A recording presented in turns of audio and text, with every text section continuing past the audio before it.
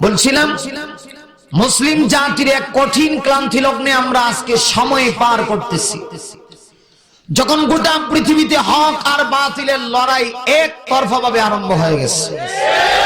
আরো জোরে কোন, আর একটু আওয়াজ করে চিল্লা এখন ঠিক কিনা?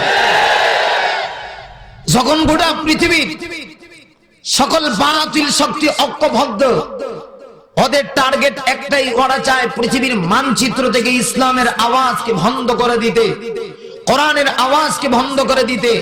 আমি মনে করছি ঠিক সেই মুহূর্তে মুসলমান জাতির কঠিন ক্লান্তি লগ্নে আজকের এই মাহফিলটা বাতিলের মোকাবেলায় জিহাদের সমতুল্য। এই কথা যদি আমরা বিশ্বাস করে থাকি, তাহলে যতক্ষণ পর্যন্ত কথা হবে আমরা কেউ জবান বন্ধ করব না। জেনে রাখতে হবে আমাদের ইতিহাস আছে, আমরা কিন্তু মুসলমান। আরে মহিলারা শুনবো, রাস্তে কোন আর জোরে কোন, আমরা কি গর্ব করে আওয়াজ করে বলেন আমরা কি? আরো জোরে আওয়াজ করে বলেন আমরা কি? আমরা কিন্তু বিড়ালের জাতি না, আমরা কিন্তু বাঘের জাতি, আমরা সিংহের জাতি। আমাদের একটা ইতিহাস আছে। মুসলমান কিন্তু পানিতে আর নদীতে ভেসে আসেনি যে চাইলেই পৃথিবীর মানচিত্র থেকে মুসলমানকে ধূলিসাৎ করে দিবে, চাইলেই কোরআনের আওয়াজ বন্ধ করে দিবে। বরং ইতিহাস প্রমাণ করে একজন মুসলমানের উপরে টর্চার হয় 40 জন মুজাহিদ আল্লাহ তৈরি করে দেয়। সেই কথা যদি বিশ্বাস করে থাকি, যতক্ষণ কথা হবে আনা তো কইবেনি। আর সময়ের সুযোগে প্রয়োজনে প্রেক্ষাপটে, আমার প্রেক্ষাপট আমার বিষয়ও বর্তমান প্রেক্ষাপট, কথা বুঝেন না?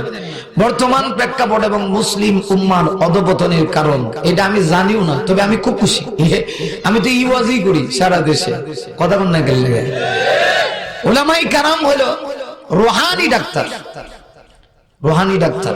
আর আরেক প্রকারের ডাক্তার আছে, এরা হলো শারীরিক ডাক্তার। আপনাদের শারীরিক অসুস্থতা হইলে ডাক্তারের কাছে যান।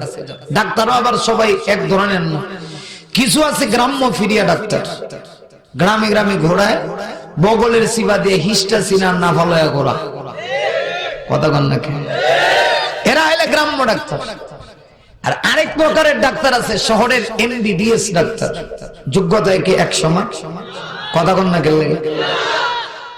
তো শারীরিক ডাক্তারের, গ্রাম্য ডাক্তার আর শহরের এমবিবিএস ডাক্তারের যোগ্যতায় যেমন সমান হতে পারে না, ঠিক তদ্রুপ ভাবে এই রুহানি ডাক্তার উলামায়ে কেরামও কিন্তু দুনিয়ার সবাই এক সমান। কি কোন আপনারা? আমার এক বলা হয়েছে যে হুজুর আলোচনা এদিক সেদিক যাওয়া যাবে না, এরপরও তো কিছু কথা হক কথা যদি চলেই আসে আমি কি করব? আবার বিষয়বস্তুটাও তো খুব কঠিন। বর্তমান প্রেক্ষাপট এবং মুসলিম উম্মার অধপতনের কারণ, এই বিষয়ে আলোচনা করার জন্য এই কঠিন ক্লান্তি লগ্নে আমি যেহেতু উলামায়ে কেরামদের সঙ্গেই আছি এবং আমি নিজেও একজন আলেম, আমি বড় আলেম এটা দাবি করছি না, তবে আমি গুনাহগার। এরপরও আমরা যারা বয়ান করি ডাক্তার হিসাবে আমাদের বলা এবং জানা দরকার, এবং এমন কিছু আলোচনা করা দরকার যেগুলি আপনার আমার অন্তরের পরিবর্তন হয়, সমাজের পরিবর্তন হয়। এমন কিছু বিষয়ে, এমন কিছু পথেমূলক দিক নির্দেশনামূলক আলোচনাই তো করা দরকার। সেজন্যই আমি আপনাদের সামনে কালামে মাজিদ পবিত্র কোরআনে কারীমের 114 গানা সূরার ভিতর থেকে একটা সূরা, যেই সূরার নাম সূরাতুল আল মুজাদালা, এমন সূরার একেবারে সর্বশেষ আয়াতে কারিমাটা আপনাদের সামনে তেলাওয়াত করছি। এই আয়াত কানাকে সামনে রেখে বিষয়বস্তুর উপরে কিছু কথা বলার চেষ্টা করব। আল্লাহ যেন আমাকে বলার এবং আপনাদের সকলকে যেন শোনার তৌফিক দান করেন, সবাই বলি আমিন। যে আয়াতটা তেলাওয়াত করছি, আয়াতটা খুবই মশহুর একটা আয়াত। এই আয়াতের ভিতরে আল্লাহ সাময়িক প্রেক্ষাপটের উপরে জাতিকে উদ্দেশ্য করে, সাময়িক বুঝেন তো, মানে বর্তমান যেটা চলতে আছে, এই বর্তমান প্রেক্ষাপটের উপরে জাতিকে উদ্দেশ্য করে গুরুত্বপূর্ণ একটা ভাষণ আমার আল্লাহ দিয়েছেন। সুবহানাল্লাহ। ভাষণ দিয়েছেন কেডা? আর আসতে করেন যে বালাগঞ্জে মনে হয় আল্লাহর নাম নিলে টাকা পয়সা লাগে, তাহলে এত আসতে কেন? আওয়াজ করে মুসলমানের মতো বলেন কে? মাশাআল্লাহ, এই অবস্থা থাকলেই চলে। আমরা কিন্তু বিশ্বাস করি আমাদের ইসলামে জঙ্গিবাদী আর সন্ত্রাসী নাই, মারামারি, উগ্রবাদী, দাঙ্গা হাঙ্গামা। তার মানে এই নয় যে আমরা একটা দুর্বল, কথা কন নাকি? তা আমরা বিশ্বাস করি আমাদের ইসলামে জঙ্গিবাদী, মারামারি, উগ্রবাদী নাই, তবে আমাদের ঈমানি চেতনা আছে, নারায়ে তাকবীরের আওয়াজ আছে। এটা রাখা কাজ হইব, বিপদে আপদে কাজ হইব। ভাইরা আমার, সূরাতুল মুজাদালার 22 নম্বর আয়াতে আল্লাহ সমসাময়িক প্রেক্ষাপটের উপরে একটা ভাষণ দিয়েছে। এই কথা বুঝে থাকলে বলুন যে আল্লাহ যে ভাষণটা দেন এটা কি দামি না কম দামি? বাংলাদেশের প্রেসিডেন্ট, প্রাইম মিনিস্টার নাম কি? শেখ হাসিনা, কথা বল না কেন? তিনি যদি কোনো ভাষণ দেন আর আপনি আমি যদি সারা দিন মাইক বাঙ্গালে, ওনার টেলিভিশনের 5 মিনিটের ভাষণে আর আমাদের সারা দিনের ভাষণে কি এক সমান হইব? কেন? উনি একটা দেশের প্রেসিডেন্ট, ওনার কথার কিন্তু অনেক দাম। আর আরবিতে একটা কথা আছে, কালামুল মুলুকি মুলুকুল কালাম, বাদশার কথাও তো কথার জগতের বাদশা। তো বাংলাদেশের প্রেসিডেন্টের ভাষণ যদি এত দামি হয়, আমার আল্লাহ কি শুধু বাংলাদেশের প্রেসিডেন্ট না, তামাম পৃথিবীর মালিক, যিনি একচ্ছত্র ক্ষমতার অধিকারী, ইহজগৎ পরজগতের একচ্ছত্র ক্ষমতার মালিক, সেই আল্লাহ জাতিকে উদ্দেশ্য করে যে ভাষণটা দেন অবশ্যই সেটা গুরুত্বপূর্ণ, এতে কোনো সন্দেহ নাই। আমরা সেই ভাষণটা শুনতে চাই। আল্লাহ জাতিকে উদ্দেশ্য করে এই সাময়িক প্রেক্ষাপটের উপরে আল্লাহ কি ভাষণটা দিয়েছেন। এর আগে আরেকটা বিষয় জানবো, যেহেতু এটা তাফসীরুল কোরআন মাহফিল, তাফসীর মাহফিল না, তাফসীরুল কোরআন মাহফিল, এইজন্য শুধু আল্লাহ তাআলা জাতিকে উদ্দেশ্য করে কি ভাষণটা দিয়েছেন এইভাবে আলোচনা করব না, তাফসীরি হাইসিয়তেও কিছু কথা বলার চেষ্টা করব ইনশাআল্লাহ। এই আয়াত কারিমাটা আল্লাহ কেন নাজিল করছে, সাময়িক প্রেক্ষাপটের উপরে আল্লাহ কি ভাষণ দিয়েছেন, এটা বোঝার আগে আরেকটা বিষয় জানবো, আল্লাহ কোন প্রেক্ষাপটে কার কি ঘটনাকে কেন্দ্র করে কার উপরে আল্লাহ এই আয়াত কারিমাটা নাজিল করছে। তাফসীর কারকগণ লিখেছে, আয়াত কারিমাটা নাজিল হয়েছে প্রিয় নবী সাল্লাল্লাহু আলাইহি ওয়াসাল্লামের জামানার 3 সাহাবীর একজন সাহাবীর উপরে। আল্লাহু আকবার। আল্লাহর হাবিব বিশ্ব নবী রাহমাতুল লিল আলামিন তখন নবুয়তি পান নাই। গোটা সমাজের ভিতরে এমন 3 জন সাহাবী ছিলেন, যেই 3 জন সাহাবীর মর্যাদা তখনও ছিল ঈমান আনার আগেও মক্কাবাসীর কাছে ছিল। সুবহানাল্লাহ। কয়জন? রাসূল ঈমানের দাওয়াতই দেন নাই, তারাও ঈমান গ্রহণ করেন নাই। তার মানে নবীজি নবুয়ত পাওয়ার পূর্বেও গোটা মক্কাবাসীর কাছে 3 জন সাহাবী এমন ছিলেন যারা সুপরিচিত, প্রিয়, খ্যাতমান, নন্দিত, আপন। একজন সাহাবীর নাম আবু বকর সিদ্দিক ইবনে কুহাফা রাদিয়াল্লাহু তাআলা। গোটা মক্কার সকল মানুষ আবু বকর সিদ্দিককে ভালোবাসত, সকলের কাছে আপন ছিলেন। কিছু মানুষ তো এমন আছে এরা শিশুকাল থেকেই পরিচিতি লাভ করে, কথা কন না কেন, ঘুরে কন না, ঠিক না? আছে না এমন কিছু মানুষ শিশুকাল থেকে ওদের একটা পরিচিতি আছে, সবাই ওদেরকে ভালোবাসে। নবীর সাহাবীদের ভিতরে 3 জন সাহাবী এমন ছিলেন যারা ঈমান আনার আগেও নবীজি নবুয়ত প্রাপ্তির পূর্বেও গোটা মক্কাবাসীর কাছে তারা প্রিয় ছিলেন। কয়জন? 1 নাম্বার আবু বকর, নামটা স্মরণ থাকবে। 2 নাম্বার আরেকজন সাহাবী, ওই সাহাবীর নাম ছিল হযরত উসমান ইবনে আফফান যিন্নুরাইন রাদিয়াল্লাহু তাআলা আনহু। আল্লাহু আকবার। উসমান তো এমন সাহাবী ছিলেন গোটা মক্কার সব বেঈমান কাফিরদের কাছে তিনি প্রিয় ছিলেন। তো মানুষ কিছু কারণে প্রিয় হয়। যদি কারো প্রতি কারো অবদান থাকে, আমি যদি আপনাকে কিছু টাকা দেই, পয়সা দেই, বিপদে সাহায্য করি, আপনি কিন্তু আমার কথা বলতে পারবেন না, কথা কন না কেন? উসমান ইবনে আফফান যিন্নুরাইন রাদিয়াল্লাহু তাআলা, তিনি এমন সাহাবী ছিলেন যে তিনি ইসলাম ধর্ম গ্রহণের পূর্বেও মক্কাবাসীর এমন কোন বেঈমান কাফের নাই যার পেটে উসমানের হালুয়া রুটি ঢুকে নাই। এজন্য সবাই উসমান ইবনে আফফান জিন্নুরাইনকে খুব বেশি ভালোবাসত। 3 নাম্বার আরেকজন সাহাবী, যেই সাহাবীর শানে মহান আল্লাহ রাব্বুল আলামিন এই আয়াতি কারিমাটা নাযিল করেছেন, ওই সাহাবীর নাম হলো হযরত আবু উবাইদা ইবনুল জাররাহ। আল্লাহু আকবার। এই যে 3 নম্বর সাহাবী আবু উবাইদা ইবনুল জাররাহ, তার শানে আল্লাহ এই আয়াতটা নাযিল করেছেন। কিন্তু একটা ব্যতিক্রম বিষয় আছে, আমি কি বলবো না অসুবিধা হইতেছে? যেই সাহাবীর শানে আল্লাহ এই আয়াতটা নাযিল করলেন, ওনার একটা ব্যতিক্রম বিষয় হলো পৃথিবীর সকল মানুষ পরিচিত হয় তার বাবার নামে। কার নামে? আমি যত বড় ব্যক্তি হই না কেন সবাই কিন্তু আমাকে অমুকের ছেলে অমুক কইব। জুড়ে কন, আর একটা আওয়াজটা বাড়ায় কন, আরো সহজে বুঝাই। আপনাদের এলাকায় ইউনিয়ন অফিস আছে নি? এত কিপটাকে লাগে, আমরা একটু চাটা দেন, খালি ওয়াজ করাইতো কিছু দিত না। আপনাদের এলাকায় ইউনিয়ন অফিস আছে? ইউনিয়ন অফিসের ভিতরে কিন্তু একজন চেয়ারম্যান সভা আছে, নাই? কে আছে আমি তাকে চিনি না, শুধু উপমা দৃষ্টান্ত দিচ্ছি, রাগটা করেন না। আমি বছরে একবারই আপনাদের এলাকায় আসি, আগে অনেক আসতাম।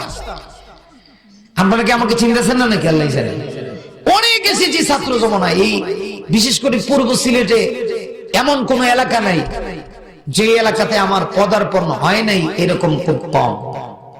আলহামদুলিল্লাহ। এখন তো অনেক সময় আসতে পারি না, আমার প্রোগ্রাম তো এখন এপ্রিল মাসেই বুকিং হয়ে যায়। আপনাদের দোয়া। অনেকেও আমাদেরকে নিয়ে হিংসা করে, বাবা হিংসা করে লাভ নাই। আমি দেখেছি আমি এত অল্প দিনে ফুটার অন্যতম কারণ হলো আমার সমালোচনা বেশি ছিল। আমি যখন ছাত্র জমানায় বয়ান করতাম তখন খুব বেশি সমালোচনা ছিল, এই জন্য দেখা যাইত অনেক এলাকা গেছি না, কিন্তু আমার ছিল। আমার বাড়ি সুনামগঞ্জ, এখনো যদি গোটা সুনামগঞ্জ হিসাব করলে আমার মনে হয় 20টা মাহফিল আমি করছি। কয়টা? 20টা হইতো না। তার মানে পুরা ছাত্র জমানায় সিলেট ওয়াজ করছি। আর এখন তো আপনাদের দোয়ার বরকতে আলহামদুলিল্লাহ বাংলাদেশের টেকনাফ থেকে নিয়ে তেঁতুলিয়া পর্যন্ত প্রোগ্রাম। এই গেল ডিসেম্বর মাসে আপনাদের দোয়ার বরকতে ড্রাইভার হুজুর 10,500 মাইল গাড়ি দৌড়াইছে। হ্যাঁ বুঝেন, 16 অক্টোবর থেকে মাহফিল আরম্ভ হয়েছিল। কাছে কাছে কোনো মাহফিল নাই। আগে সিলেট থেকে সিলেট ওয়াজ করতাম, শুরু করতাম একেবারে জোহরের নামাজ থেকে লয়া ফজর পর্যন্ত, এরপর আমার মাহফিল শেষ হতো না। হ্যাঁ, কিন্তু এখানে একটা করে মাহফিল করি, বড় জোর 2টা। সিলেটে তো একটু বেশি মাহফিল হয়, বাইরেও অনেক মাহফিল হয়, কিন্তু আমরা এত প্রোগ্রাম নেই না, মানের একটা প্রোগ্রামই নেই। আলহামদুলিল্লাহ আপনাদের দোয়ার বরকতে সারা বাংলাদেশে দৌড়াই। তো এটা আমার কোনো অহংকার না, লা ফখরা আলাই। অহংকার করলে এতদিন পর্যন্ত টিকতে পারতাম না। অহংকার করি নাই বলেই আল্লাহ তাআলা এই আসনে বসায় রাখছে।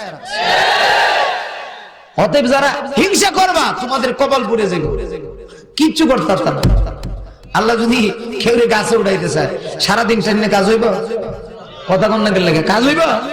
আমি কি তোমাদের এখানে ডেলি ডেলি আই নাকি? হিংসা করে লাভ কি? লাভ কি? কথা কন না। এই জন্য হিংসা নয়, পারলে আগায় দেওয়ার চেষ্টা করো, আর না পারলে একটু থেমে থাকো। আজকে এই যে আমার বিষয় হলো বর্তমান মুসলিম উম্মার অধঃপতনের কারণ। আমি বলি এই যে মুসলমান আজকে নির্যাতিত, নিপীড়িত, পদদলিত, অপদস্থ, এর সবচেয়ে বড় কারণ আমরা মুসলমানকে নিয়ে নিন্দা করি। আজকে টুপি লইয়া মাইর করে, এই মৌলবী কো আমার টুপি এরকম, এটা কো আমার টারায়া। কথা কন না করেনি মাইর, আমাদের দেশে নাই। গোটা পৃথিবীতে মুসলমান মায়ের খায়, এরা টুপি লইয়া মাইর করতেছে। এখন কে টুপি লইয়া মাইর করার টাইম আছে? কথা কন। এখন এক হওয়ার টাইম এসেছে। আমার তো বিশ্বাস আজকে যদি গোটা পৃথিবীর 200 কোটি মুসলমান শুধুমাত্র এক হয়ে একটা বার স্লোগান দিতে পারতাম, আমেরিকা ডোনাল্ড ট্রাম্পের এই গদি 10 হতে বাধ্য হতো। কথা ঠিক কিনা? জোরে আওয়াজ করে বল।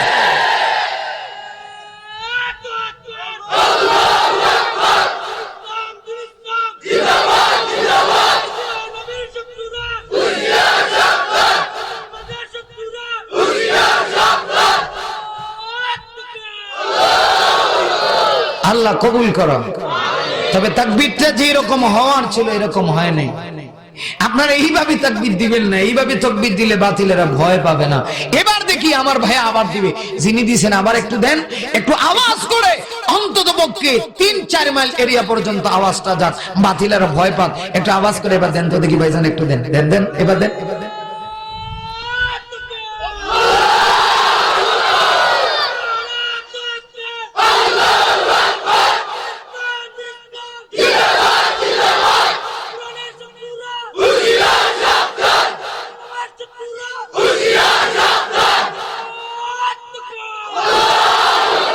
মাশাআল্লাহ, বারাকাল্লাহ। আল্লাহ এই মুজাহিদের হায়াতে বরকত দান করুক।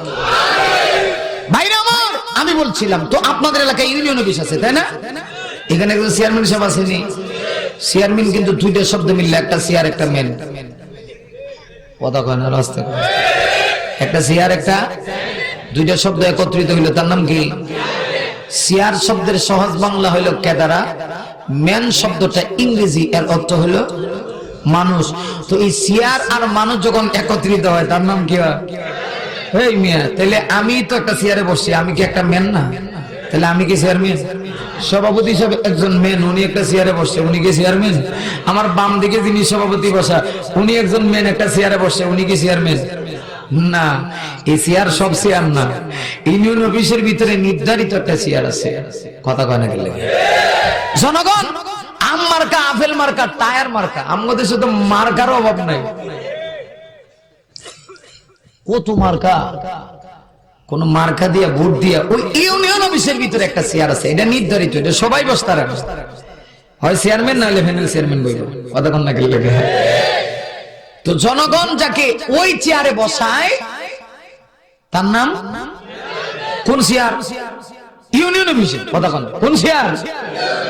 এই জন্য দেখবেন 5 বছর পরে চেয়ার এক জায়গা, মেন আর এক জায়গা, কতক্ষণ না গেলে। তো চেয়ারম্যানের ব্যাখ্যা করার জন্য আসছি না, শুধু বোঝাতে চাচ্ছি। এবার আপনাদের ইউনিয়ন অফিসের চেয়ারম্যান সাহেবের কাছে আপনি গেলেন কেন? আপনার একটা সার্টিফিকেটের প্রয়োজন, নাগরিকত্বের প্রয়োজন। তিনি আপনাকে একটা সার্টিফিকেট দিলেন। এই সার্টিফিকেটের সর্বপ্রথম নামটা কার থাকে? না না, নিজের, কথা কয় না, কার থাকে? নিজের। এরপরে যার নামটা দেয় এটা কার? বাবা। বাবা যদি চুর হয়, চুর বাবার নামে সন্তানের পরিচিতি। বাবা ডাকাত হইলে ডাকাত বাবার নামে সন্তানের পরিচিতি। বাবা যদি ওলি হয়, ওলি বাবার নামে সন্তানের পরিচিতি। আমাদের সাথে কেন যাক, এদিকে যাইতাম না, গেলে আবার সমস্যা হইব। কত উদাহরণ ব্রেইনে করে, সমস্যা না, কথা না গেলে। এই জন্য আমি চাই না কোনো ফিতনা হোক, কারণ আমরা যারা আহলে হক ওলামায়ে কেরাম, এরা কিন্তু ফিতনা চায় না। যে বুঝে কোরআন হাদিস, কেউ ফিতনা চায় না। আমরা কোনদিন ওয়াজ করতে গিয়ে বলি না অমুক কাফের, তমুক কাফের, অমুক হেডা, অমুক হেডা, কথা কন না গেলে। কারণ আমাদের উস্তাদেরা, আমাদের আকাবির যারা, ওরা আমাদেরকে এই শিক্ষা দেয় না। এজন্য আমরা উগ্রবাদী না, আমরা জঙ্গিবাদী না, আমরা মায়ের চাই না, আমরা শান্তি চাই, কথা কর আমার বাবা। এই জন্য বলছিলাম, পৃথিবীর সকল মানুষ পরিচিত হয় তার বাবার নামে। সে যত বড় ব্যক্তি হোক না কেন, বাবার নামে পরিচিত হয়। কিন্তু বিশ্ব নবীর সাহাবী আবু উবাইদা ইবনুল জাররাহ এমন একজন সাহাবী, তাফসীর কারকগণ লেখে পৃথিবীর ইতিহাসে তিনি শুধুমাত্র পরিচিত হয়েছেন দাদার নামে। আল্লাহু আকবার। কার নামে? দাদার নামে। আবু উবাইদা ইবনুল জাররাহ। জাররাহ কিন্তু ওনার বাপের নাম না, জাররাহ হলো দাদার নাম। জাররাহ কার নাম? আমি আগে কইছি যে আমি তাফসীরি হাইসিয়তে এই আয়াতের আলোচনা করব এবং প্রেক্ষাপটকে তুলে ধরব। এই পর্যন্ত আমাকে আপনাদেরকে সুযোগ দিতে হবে। আমাদের দেশে কিছু শ্রোতা এমন আছে, এত সুরের পাগল, যদি শ্রোতা খালি সুর দিয়া কইতারে, আল্লাহ যাই কোক মুখস্থ সুবহানাল্লাহ কর। আছে না? নাই নাই, আপনাদের দেশে নাই? আছে। মুখস্থ ওয়াজ শুনে কোনো লাভ নাই, কথা কন না কেন? ঠিক কিনা জোরে কন। এই জন্য খুব বুঝে শুনে শুনবেন। আজকের আলোচনাটা একটু রেকর্ড করে বাড়িতে নিয়ে যান, দিলের কান দিয়ে আওয়াজটা শুনেন যে পৃথিবীর ইতিহাসে এমন একজন ব্যক্তি যার শানে কোরআনের আয়াত নাযিল হলো, জিবরাইল আগমন করলো, আকাশের মালিক ওয়াহী প্রেরণ করে, লোকটার কত মর্যাদা, কত শান, কিন্তু তিনি বাবার নামে পরিচিত হন নাই। কার নামে হইছেন? দাদার নাম। এবার বুঝেন দাদার নামে কেন পরিচিত হইলেন? আবু উবাইদা ইবনুল জাররাহ, জাররাহ ওনার দাদার নাম। বাপের নাম গেল কই? কথা কয়, বাপের নাম গেল কই এটা জানা দরকার না। এটার ভিতরে তো মূল তাফসীর। এইটা যদি বুঝতে পারি, আবু উবাইদা ইবনুল জাররাহকে আল্লাহ তার বাপের নাম কেন কেটাব করে দিলেন, দাদার নামে পরিচিত করে দিলেন, এর কারণ বুঝতে পারলে আয়াতের শান নুজুল বুঝতে পারবো। এর কারণ বুঝতে পারলে সমসাময়িক প্রেক্ষাপটের উপরে, আমার প্রেক্ষাপট মূল বিষয়, ওই সমসাময়িক প্রেক্ষাপটের উপরে মহান আল্লাহ জাতিকে উদ্দেশ্য করে কি ভাষণটা দিয়েছেন, এটাও আপনার আমার সামনে ক্লিয়ার হবে। এজন্য বুঝতে হবে যে আল্লাহ রাব্বুল আলামিন তার বাপের নামটা কেন কেটাব করলেন। আগে আসুন তার বাপের নামটা কি। তাফসীরের কয়েকটা কিতাব মুতাআলা করে আমি ওনার বাবার নাম বের করছি। কমুনি কথা কম না করলে কইতাম নি। ওনার নাম ছিল আবু উবাইদা, বাপের নাম ছিল আব্দুল্লাহ। নাম কি? নামটা বড় চমৎকার, আবু উবাইদা ইবনে আব্দুল্লাহ ইবনুল জাররাহ। ওনার নাম আবু উবাইদা, বাপের নাম আব্দুল্লাহ, দাদার নাম হলো জাররাহ। কিন্তু কয়েকটা কিতাব তালাশ করে বাপের নাম বের করতে হয়েছে। এই বাপের নাম নিয়ে এত সমস্যা কি? মুফাসসিরিন কিরামগণ লিখেছেন যে আবু উবাইদা ইবনুল জাররাহ তিনি ইসলামের জন্য এমন কিছু ত্যাগ তিতিক্ষা করেছেন, কিয়ামত পর্যন্ত জাতির মানুষকে আমার আল্লাহ সবক দেওয়ার জন্য, বিশেষত ইসলামের জন্য তার ঐতিহাসিক দুইটা যুদ্ধে তার দুইটা দৃষ্টান্ত ছিল। ওই দুইটা দৃষ্টান্ত জাতির মানুষ যেন কিয়ামত পর্যন্ত স্মরণ রাখে, এই স্মরণ রাখানোর জন্য, সবক দেওয়ার জন্য মহান আল্লাহ তার কুলাঙ্গার বাবা ছিল ইসলাম বিদ্বেষী, বাবা ছিল নবী বিদ্বেষী, বাবা ছিল কোরআন বিদ্বেষী। ওই কুলাঙ্গার বাবার নামটা কেটে দিয়া আল্লাহ কিয়ামত পর্যন্ত তাকে তার দাদার নামে পরিচিত করে দিয়েছে। আমার ভাইরা একটা কথা তাহলে বুঝতে পারলাম তিনি ইসলামের জন্য অনেক কোরবানি করেছেন, ঠিক না? আজকে আমাদের অবস্থা কি? বর্তমান প্রেক্ষাপটে আমাদের ইসলামের অবস্থা কি? যেই ধর্ম আল্লাহর কাছে মনোনীত, এই ধর্ম নিয়ে আজকে কেমন খেলা আরম্ভ হয়েছে। আজকে ধর্মের নামে কিছু ভণ্ড পীররাও বের হয়েছে যারা আমাদের ঈমান আকীদা নষ্ট করে দেওয়ার ষড়যন্ত্র করছে। আমি আপনাদের সিলেটের কোন পীরের কথা বলছি না, ঢাকার কথা বলছি। তো আমার সঙ্গে রাগ কথা কেন? কত ভণ্ড আছে, দৃষ্টান্ত দিলেও তো শেষ হইতো কথা কন না কেন? আছেন আজকে পীর হয়ে সেজদা নিচ্ছে, আর আসতে কন না বুঝবি। আমার মনে হয় আপনাদের এই নাউজুবিল্লাহর আওয়াজের কারণেই আজকে ইসলামের 12টা বাজতেছে। কথা বলেন ঠিক কিনা? এই আওয়াজ দিলে হবে না, বাঘের মতো গর্জন দিতে হবে। আমরা মুসলমান, আমরা আমাদের অতীত ইতিহাস বললে চলবে না। জেগে উঠতে হবে খালিদ বিন ওয়ালিদের মতো, জেগে উঠতে হবে আমির হামজার মতো, জেগে উঠতে হবে মুআজ বিন জাবালের মতো, সিংহের মতো গর্জন দিয়ে আমেরিকা ডোনাল্ড ট্রাম্প সহ পৃথিবীর কুখ্যাত সন্ত্রাসগুলিকে জানিয়ে দিতে হবে আমার মুসলমান হত্যা করেছো, আমরা বরদাস্ত করেছি, এখনো আমাদের কোনো উচিত বিচার হয় নাই। আবার তোমরা বাইতুল মুকাদ্দাস পৃথিবীর মুসলমানের প্রথম কিবলা নিয়ে ষড়যন্ত্র করছো। আল্লাহর কসম সেটা কোনো মুসলমান মানতে পারে না, বরং ইতিহাস এমন মুসলমানের যদি জীবন দিতে হয় জীবন দিবে, প্রয়োজনে রক্ত দিবে, শাহাদাতের নজরানা পেশ করবে, এরপরেও বাইতুল মুকাদ্দাসকে পবিত্র করবে। কারা কারা প্রস্তুত? দুহাত কারা, আল্লাহকে দেখাও, আল্লাহকে দেখাও।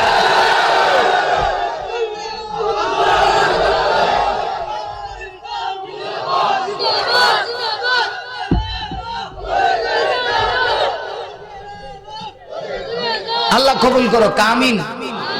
থাক বিরুদ্ধে হে বেড কি দেন আপনারা, কি দেন? আমি তো কিছু বুঝি না, এরকম দেওয়ার তো কোনো দরকারই নাই। কথা কন না ঠিক কিনা? জোরে বলেন। তাকবীর দিবেন সিংহের মধ্যে কি? এবার দেন তো 10 সেকেন্ড টাইম দিলাম, গলাটা একটু ঠিক করেন। আমি একবারে আসতে কম, একবারে আসতে কম না, আমার আসতে কয়া গলারে ঠিক রাখুন লাগে। আপনারা একটু জোরে শুরু করবেন, নারায়ে তাকবীর। এখনো হইছে না, এখনো হইছে না। মুসলমানের মতো আবারও দেখি আওয়াজ করে দেন, নারে তাকবীর। মাশাআল্লাহ, এই আওয়াজটা কই যায় ভাই? যায় কই? এটা যাওয়ার কারণেই তো মাইকটা আরম্ভ হইছে। কথা কন না কেন? কথা বলেন। আপনারা শাহজালালের সদস্য না? তাহলে আপনারা এত ভয় পান কেন? আপনারা তো আল্লাহকে ভয় পেতে হবে, ঠিক কি না? আমার ভাইরা, এই জন্য বলছিলাম আমরা তুই ইসলাম পেয়েছি হালুয়ার মতো। সাহাবায়ে কেরাম কিন্তু ইসলাম হালুয়ার মতো পান নাই। সাহাবীদের ইসলাম পেতে গিয়া অনেক কোরবানি করতে হয়েছে, অনেক নজরানা, অনেক ত্যাগ তিতিক্ষা স্বীকার করতে হয়েছে, ঠিক কিনা? কোরবানি করছেন সাহাবায়ে কেরাম। এই যে আবু উবাইদা ইবনুল জাররাহ, তার বাবার নাম আল্লাহ কেন কেতাব করেছে? এর কারণ যে তিনি ঐতিহাসিক ইসলামের দুইটা যুদ্ধে এমন দুইটা অবদান রেখেছে, কিয়ামত পর্যন্ত মহান আল্লাহ জাতির মানুষকে সবক দেওয়ার জন্য আল্লাহ তাআলা তার এই ঘটনা স্মরণ করানোর জন্য তার সামনে তার নজরানাকে কবুল করে আল্লাহ আয়াত নাজিল করছেন। জোরে কোন সুবহানাল্লাহ। কয়টা যুদ্ধে? দুইটা। আজকে জিহাদের কথা বললেই কিন্তু একদল মানুষের মাথা গরম হয়। কথা বলেন, মাথা গরম হয়। যেই মৌলবী জিহাদের কথা বলে, ওরা বলে যে জঙ্গিবাদীর গান পাওয়া যায়। তাই যদি হয়, আল্লাহর কসম করে বলি, গোটা পৃথিবীর 200 কোটি মুসলমানই জঙ্গিবাদী। কেন? কেন? আল্লাহ পবিত্র কোরআনে এক দুটো আয়াত কারিমা নয়, 282টা আয়াত জিহাদ এবং কিতালের ব্যাপারে আল্লাহ নাযিল করেছেন। কতটা আয়াত? 282টা আয়াতে আল্লাহ জিহাদ এবং কিতালের আলোচনা করেছেন। এবার বলেন, যদি ইসলামের সবকিছু একজন মানুষ মানে, শুধুমাত্র জিহাদ মানে না। আমাদের দেশে এমন কিছু মুসলমান আছে না, এরা কয় হুজুর এই ডিজিটাল যুগে কি জিহাদ মিয়া চলে মিয়া, এইগুলা দিয়ে ইসলাম কায়েম হবে না। আল্লাহর কসম করে বলি, যারা এই কথাগুলি বলে এরা হলো ইহুদি নাসারাদের দালাল।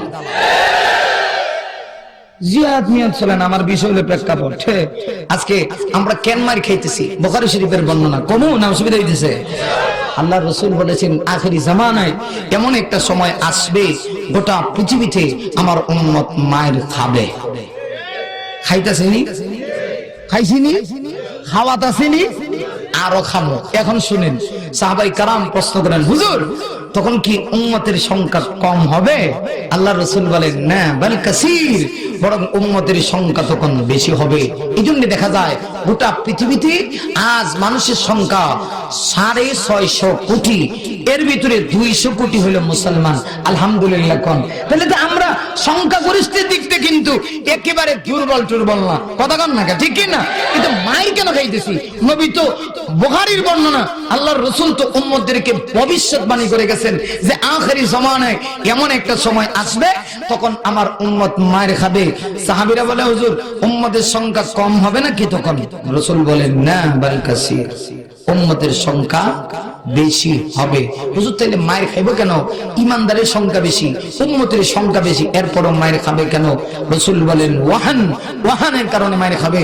সাহাবীরা প্রশ্ন করে, মাল ওয়াহানু ইয়া রাসূলুল্লাহ, ওগো নবী ওয়াহান কাকে কয়? আমাদেরকে একটু বোঝায় দেন। আল্লাহ রাসূল বলেন, ওয়াহান হলো দুইটা জিনিসের নাম। এক নাম্বার, আজকে গোটা পৃথিবীতে বর্তমান প্রেক্ষাপটে মুসলমান কেন মায়ের খায়? এক নাম্বার কারণ হলো, আল্লাহ রাসূল বলেন, হুব্বুদ দুনিয়া, আমার উম্মতের ভিতরে দুনিয়ার মহব্বত ঢুকে যাবে। আজকে তো আমাদের ভিতরে দুনিয়ার মহব্বত এমন ভাবে ঢুকছে যে আমি ঈমান সারি কিন্তু ক্ষমতা সারি না। কথা কন, তাই না?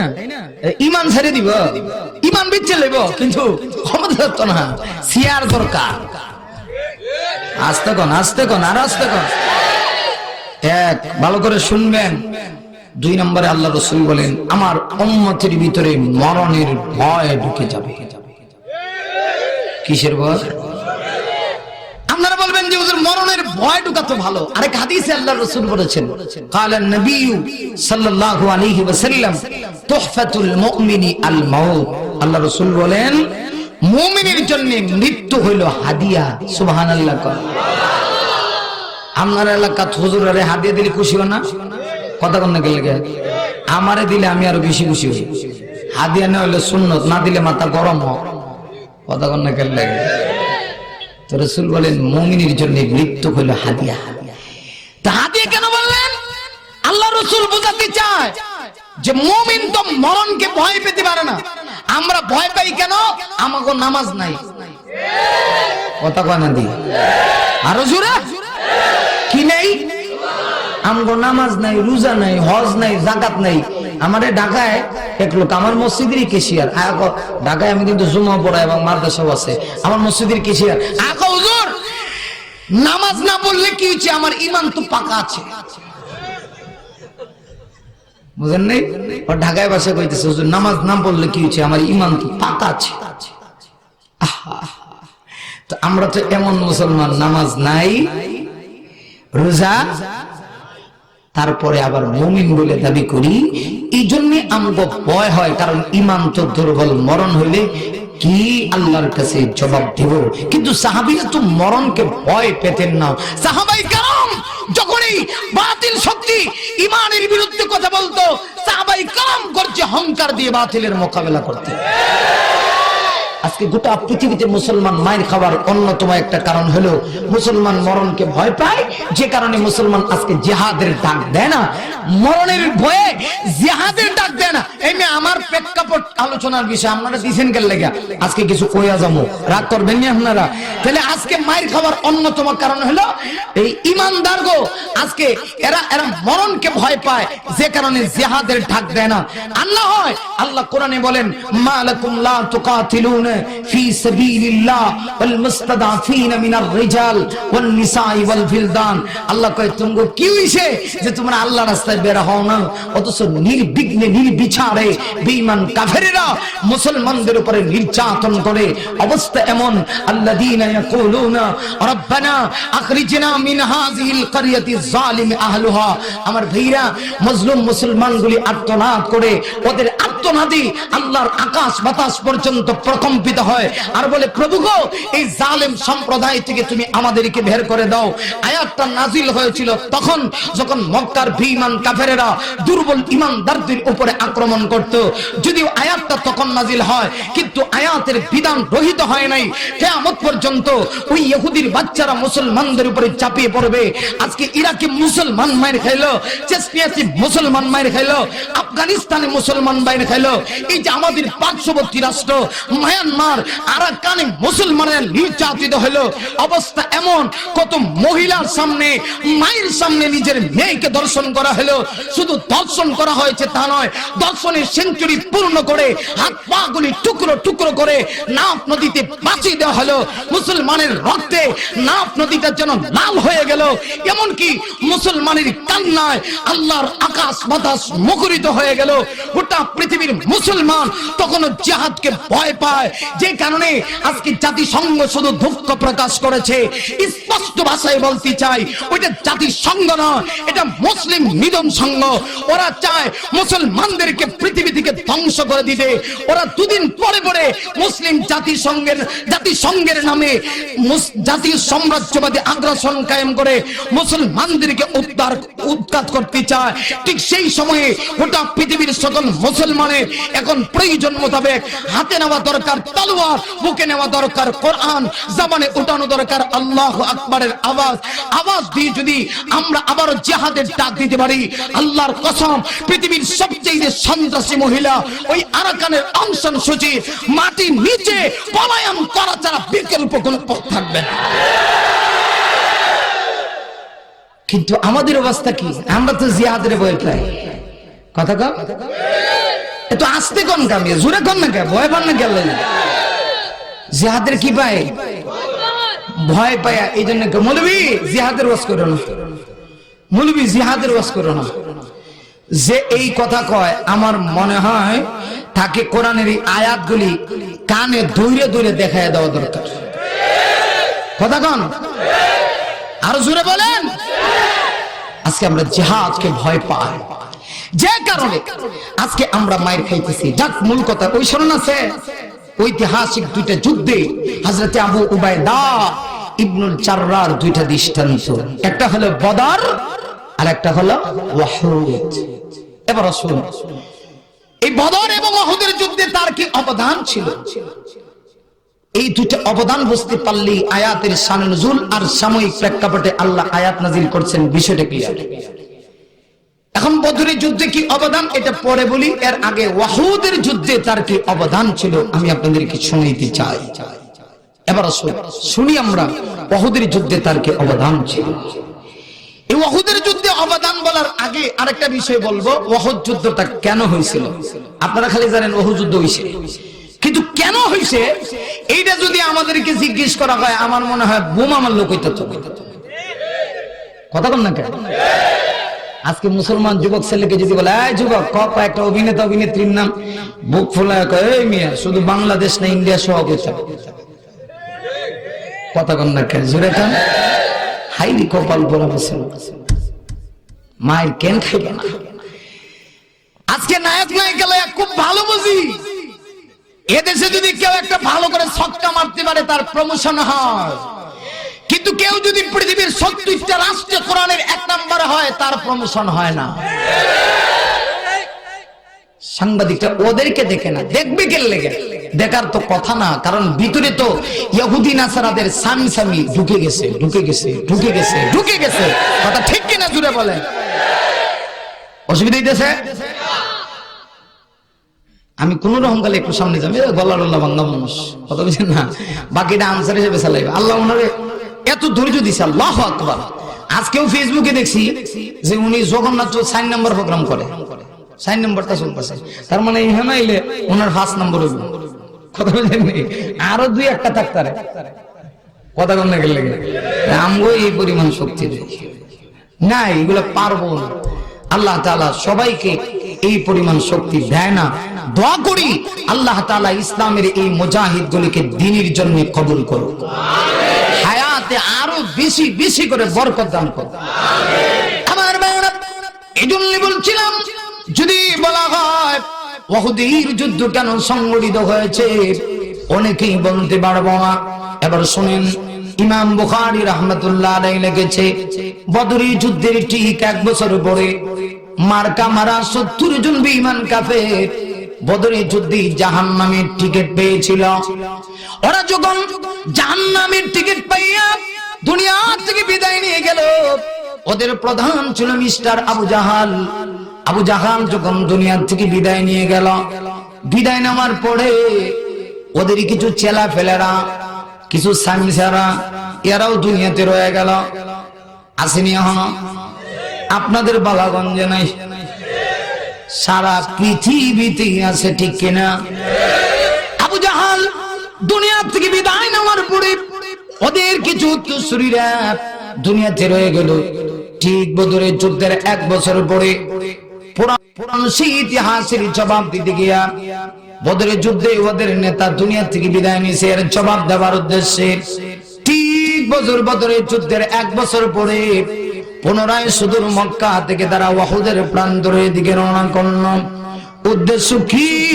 ওরা চায় মুহাম্মদকে দুনিয়া থেকে বিদায় করে দিবে, মুহাম্মাদের ইসলাম চিরতরে জমিন থেকে উৎখাত করে দিবে।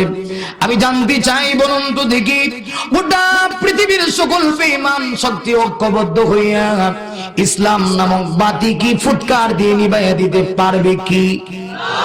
আরো জোরে কোন, আরো জোরে চিল্লায় আওয়াজ করে কোন পারবনি? একটা দৃষ্টান্ত দিলে বুঝে নেবেন। কইতাম নি দৃষ্টান্ত, এই যে লাইটটা জ্বলতেছে এটার নাম কি? না বাল্ব, আরো সহজে টিউবলাইট যেটা, কি কর? এইটার কাছে গিয়ে যদি কেউ সারাদিন খালি কি কর নিবনি, কারণ এটা তো গ্রামের কুহিবাতি নেই, কতক্ষণ না কে। ছোট্টবেলা দেখতাম গ্রাম অঞ্চলে ওই যে কুহিবাতি চালাইতো ল্যাম্পটেন দিয়া, একটা সলতা না কি কয় এটারে, এটারে এই যে কেরোসিন তেলে চালায়া উপরে এটারে মেজ দিয়ে চালাই দিত। তো এটার কাছে গিয়ে ফু দিলে কিন্তু নিভে যাবে, কিন্তু এটার কাছে যদি কিয়ামত পর্যন্ত ফু দেয় কতক্ষণ না গেলে পারবো না। এখন দৃষ্টান্ত বুঝেন পারে না কিভাবে? এক বেচারা তার ছেলেরে কষ্ট মিষ্ট করে, গ্রামের মানুষ কৃষক মানুষ অনেক কষ্ট করে ছেলেটারে বড় শিক্ষিত বানাইছে। বানায় বড় চাকরিজীবী বানাইছে, বেচারাও মাশাআল্লাহ ভালো করে লেখাপড়া করে ভালো একটা সরকারি চাকরি পায়, ঢাকা শহরে একটা ফ্ল্যাট কিনছে। কিনেই মনে মনে চিন্তা করছে, আরে আমার কৃষক বাবা সকালবেলা কত কষ্ট করে মাঠে ময়দানে এই কৃষি কাজ করে করে অল্প অল্প করে টাকা টাকা দিয়া আমার এত বড় শিক্ষিত বানাইছে, আমি যে এত সুখী, আমার মা বাপরে একদিন বাসায় আনা দরকার। হের বাবা এমন গ্রামের মানুষ, সারা দিন কাজ টাজ করে রাত্রেবেলা ঘুমাইবার সময় কুহিবাতি একটা কাছে থাকে, এটার কাছে গিয়ে দিলেই শেষ, আর বেটা নাকটা ঘুমাইতে আসে। কারণ যারা কষ্ট করে গ্রামের সাধারণ মানুষ, এদের ঘুমাইতে গেলে কোনো কষ্ট নাই, মাথার নিচে ইট দিলেও ঘুমা। কথা কন। আর শহরের অনেক লোক আছে কোটি কোটি টাকার মালিক। আমি ঢাকা শহরে যেই বাসাওয়ালার ভাড়াটিয়া, এই বেটা ঢাকা শহর 4টা বাসা আছে ঢাকা শহর, যেখানে মনে করেন মাটি আর সোনা প্রায় এক সমান। কথা কন না গেলে সোনার বড়ি আর জায়গা একখানা দিলে তেমন একটা বেশ কমাইতে আছে। গুলশান বনানি তো মাশাআল্লাহ, এখানে গেলে দেখবেন একটা বাসা ভাড়া 70,000 80,000 টাকা আছে। কথা বুঝেন নাই, আরো বেশিও আছে। তো এই বেটার 4টা প্লট আছে, 4টা বাসা, কিন্তু বেটার টেনশনের কোনো শেষ নাই, এত টেনশন।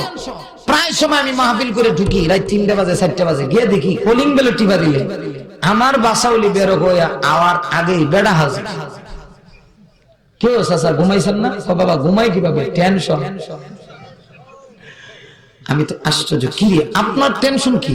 আমি বলি চাচা আমরা না গরিব গরিব মানুষ, হুজুররা তো গরিব, গরিব না, 2-4 হাজার টাকা একটু বেতন হুজুর রাফা, কিন্তু আলহামদুলিল্লাহ আমগো হুজুররা কম পাইলেও এটার মাঝে একটা বরকত আছে। কথা কন না কেন লাগে, বরকত আছে না? আর আমরা কিন্তু আর এখন এত গরিব না, হুজুররা এত গরিব মনে করেন না, তাইলেও কিন্তু সমস্যা আছে। কথা কন না কে, এত গরিব নি হুজুররা, এত দুর্বল না। আপনারা কবেন হুজুর আপনারা গরিব না, মানে আলহামদুলিল্লাহ আমগরে দেখলে কিছু মানুষ নাক সিটকা মোল্লা মোল্লা। কথা কন না কেন লাগে। আর সিলেট কয় মিয়া সাহেব, আমগো সামনে লেখো হুজুর আপনাদের কারণেই তো আল্লাহ দেশটারে টিকে রাখছে। ফিজিক্যালি খাইছে মোল্লারা, দেশটারে খাইছে। কথা কন না কেন লাগে, কয়নি খাইছে। অথচ আমি তালাশ করে দেখি যে আমরা খাইলাম কই, আমরা তো টিকে রাখছি। জুরে জুরে কোন ঠিক কিনা জুরে বলেন, আমরা তো দেশটাকে টিকায় রাখছি মিয়া, আমরা খাইলাম কই টিকা। আমগো কারণে দেশ টিকতেছে। কিছু লোক আছে আবার খাইছে এটা না, কিছু লোক আছে মোল্লারা এটা খাইতে পারে না, এরা খাওন কই যাইব। অথচ আমি তালাশ করে দেখি আলহামদুলিল্লাহ আমগো হুজুররা যা খা, হুজুররা যা খা, এই দেশের এমপি মন্ত্রী মিনিস্টাররা খাইতে পারে। এই কালকের পরের দিন আমি একটা মাহফিলে যাবো কামরাঙ্গীর আব্দুল খালেক শরীয়তপুরি, উনি যে মসজিদের খতিব, এটাতে আমার প্রধান বক্তা দাওয়াত দিয়েছে। কত বছর গেছিলাম, তো সেখানে এক এমপি সাহেব আইছে, তো এমপি সাহেব দুইজন একসাথে বসে খাইবার লাগে। আমি তো মাশাআল্লাহ রুচি আছে, সিল্লাইতারি খাইতে পারি। ঠিক এমপি সাহেবের সামনে যাই দেখো, না বাবা যাইতো না, যাবে না। আমি কই ভাইজান যাবে না কেন লাগে, ডায়াবেটিস। কথা কন না কেন লাগে, এবারে বলে ডায়াবেটিস টিয়া পয়সার অভাব নাই, ঢাকা শহর কোটি কোটি বিলিয়ন বিলিয়ন টাকার মালিক, কিন্তু খাইতে না ডায়াবেটিস। আমি বললাম এত ডায়াবেটিস কেন লেগেছে? কয় হুজুর আজকে থেকে না, আমার বয়স অল্প থাকতে ডায়াবেটিস হয়েছে। আমি মনে মনে করি হওয়ারই কথা, কথা কন না কেন লাগে। আগে মানুষের এত ডায়াবেটিস হয়েছে না মিয়া, এর কারণ আগের মাল ছিল হালাল, আর এখন মাল হইলো হারাম। ঠিক নাকি? তা বাস্তব কইছি না অবাস্তব? রাগ করলে কিছু দাওয়াত দিয়ে না, মানে হক কথা কয়া দাওয়াত আরো বাড়ছে। এবছর 350 প্রোগ্রাম লয়ে মারতে নামছি। কয়টা করবো? আমার নামে অনেক অভিযোগ আছে, অনেকে ফেসবুকে লেখে হুজুর আপনারও বৈরবীর মতো অবস্থা। কথা বলছে না, কি কইছি দেখেন, চিন্তা করে মানুষের কি অবস্থা। এটা হ্যাঁ চিন্তাই করে না হুজুরের যে সমস্যা আছে, আইতে যাইতে অনেক সময় মাহফিলে জায়গা, এটাও হে বুঝে না। কথা কম না গেলে ঠিক কিনা? তো আমরা হুজুররা কম খাই এই কথা কইলে কাম হইতো না, কারণ আমি তো দেখি আমার যুক্তিতে ধরে হুজুররা যা খায় এরা তা খাইতে না। আমি মনে করি এই পৃথিবীতে, বাদ দেন পৃথিবী, সারা বাংলাদেশে যত হুজুর আছে এর মাঝে আমি হলাম ছোট হুজুর। এলমে আমলে যোগ্যতায় কোন দিক দিয়ে আমার যোগ্যতা নেই। আনসার হিসেবে ওরা তো বড় বড় হুজুর, ওদের জুতা টানার যোগ্যতাও কিন্তু আমগো হইছে না। ঠিক নেই? কিন্তু আমার মতো ছোট হুজুরে খাওয়ানোর একটা লিস্টি করতাম নি খাই না, কিন্তু লিস্টিটা পাওয়া যায়। না আপনারা বুঝবেন যে হুজুরা খাইতারে, আনালে তো মনে করেন হুজুর খাইতারে না। এই বছর যদি 350 প্রোগ্রাম লয়ে মাঠে নামি, প্রত্যেকটা প্রোগ্রামের পিছে একটা করে মুরগি ফ্রি আসেনি। কথা কয় না? আপনারা তো একটা রাখছেন, খাই আর না খাই আসেনি আমার নামে একটা, যেই বাড়িতে একটা করে মুরগি আছে না, সব জায়গায় খালি মুরগি না, মাঝে মধ্যে গরু গোশত আছে, আর সব জায়গায় খালি গরু গোশত। ভালো জায়গা বললে তো শিং মাছ কই মাছও আছে। কথা কম না খেলে তাহলে আমার মতো আদনা হুজুরের যদি 350 মুরগি আনসার হিসেবে কটা, অলিপুর হিসাবে কটা, এই কথা কয় না খেলে যে হুজুরা বলি খাইতারে না, আমি কই এটা কইস না, হুজুররা খানা খাইতারে না আর খায় না শব্দের ওজনে প্রায় একরকম, কিন্তু আকাশ পাতাল ব্যবধান। একটা হাসি আর একটা ফাঁসি ওজনে এক, কিন্তু কই হাসি কই ফাঁসি। কথা কম না খেলে বোঝা দরকার। এই সমস্ত কথাবার্তা বলা যাবে না। কোন কথাই ছিলাম স্মরণ আছে? ওই যে গ্রাম্য বেড়া ছেলেরে কষ্ট করে লেখাপড়া করে বড় চাকরিজীবী বানাইছে, ফুলা এখন ঢাকা শহরে ফ্ল্যাট বাসলে আব্বুরে লই একদিন লই আইছে। বেচারার অভ্যাস কি, গ্রামে সারাদিন কষ্ট করে রাইতে ঘুমাবার সময় যা কই বাতির কাছে গিয়ে কথা কন না গেল লাগে নাক ডাকায়। এখন শহরে আইছে, হঠাৎ তো জিন্দিগি তো কারেন্টের বাতি দেখছে না, খাওয়ান দাওয়ান করিয়া পাশের রুমে ছেলে থাকবে বউ লয়া, এর পাশে বাবার দিস আব্বা যান কিন্তু খুব আরামের বিছানা, একটু আরামে ঘুমান। বাবা তো এত নরম বিছানা কোনদিন ঘুমাইছে না, যারা দেখবেন নরম বিছানা ঘুমাইছে না, এটা যত দিন কাজ হইতো না। কথা কন না গেল লাগে একটু সেই দিক দিয়ে গেলা, আবার দেখা যায় রাত ঘুমাইবে, ঘুমাইবার গেছে কারেন্টের বাতি গিয়ে খালি ফু দিতে দিতে ঠুটু ঠোলাই লেছে, মুখ তুলাই লেছে, কিন্তু দেখ কারেন্টের বাতি তো নিবে না। কথা কন না কেন লাগে এখন রে কি মুসিবত। আহা সারা রাত ফইতে ফইতে বেটার ফেডও বলেছি, ফেডও বলছে। এখন শেষ রাত ছেলে তো অনেক কষ্ট করে চাকরিজীবী মানুষ ঘুমাইছে, সারা রাত তার ডাকছে না। ফজরের সময় বাবা তো গ্রামের মানুষ নামাজ পড়ন লাগে, ছেলের তোর ভরণ লাগে না, কি কোন না। এখন গিয়া দরজার কাছে জোরে একটা লাথি মারছে, ছেলে তো জোজা কইলো আব্বা কি হইছে, আপনারা কি জিনে দোষছে?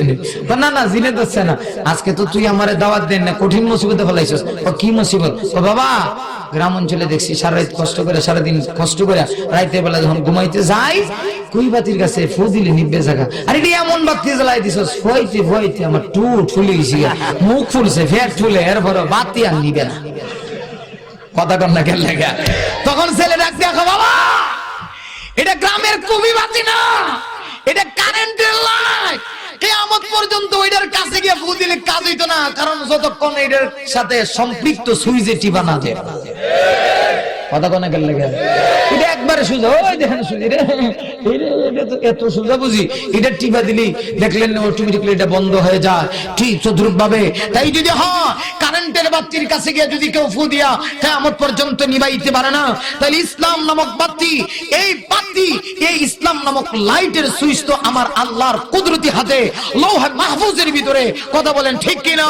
অতএব পৃথিবীর সকল বেঈমান আর কাফেররা ঐক্যবদ্ধ হয়ে যদি ইসলাম নামক বাতিটাকে ফুৎকার দিয়ে নিভে দিতে চায়, খোদার কসম এদের ফুৎকারে ইসলাম নামক বাতিটা নিভবে না, বরং তার আলো বাড়তেই থাকবে। ঠিক কিনা? এখন আসেন কোন কথা কই ইসলাম শোনান আছে, ওই যে বদরের যুদ্ধের কথা। বদরের যুদ্ধের ঠিক 1 বছর পরে মার্কা মারা 70 জন বেঈমান কাফের শোনান আছে নি? আবু জাহেল লেগেছে গিয়া এর উত্তরসূরিরা এখন জিদ করিয়া শোনান আছে। 1 বছর পরে সুদূর মক্কা থেকে এরা রওনা করছে ওয়াহুদের প্রান্তরের দিকে। রওনা করছে কেন? এই বহ, এই বহ, শয়তান আইছে, শয়তান একটাই পুরা মাহফিল নষ্ট করবে। আমার মাহফিলে লুক করে না, আলহামদুলিল্লাহ করে মানুষটা ছোট মোটো ইত্যাদি মিয়া কথার মাঝে হেকমত আছে না? কথা কম না গেলে আছে না গেলে এগুলা কার দেওয়া? কথা কম। আমি বিশ্বাস করি আমার কোনো আকর্ষণ নেই, সব হলো কোরআনের আকর্ষণ। ঠিক কিনা? এই যে এখন শুনেন, ওই যে এরা রওনা করছে উহুদের প্রান্তরের দিকে, সুদূর মক্কা থেকে আবু জাহেলের ছেলেপেলেরা। উদ্দেশ্য কি? নবীরে দুনিয়া থেকে বিদায় করে নেব,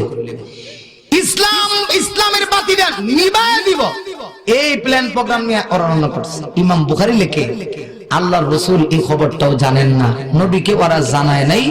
নবী যখন জানতে পারছেন, জানা সত্ত্বেই সাথে সাথে আল্লাহর নবীজি তাদের সঙ্গে মোকাবেলা করার জন্য 1000 বিশিষ্ট সাহাবীদের একটা জামাত নবীজি তৈরি করেছেন। কয় হাজার?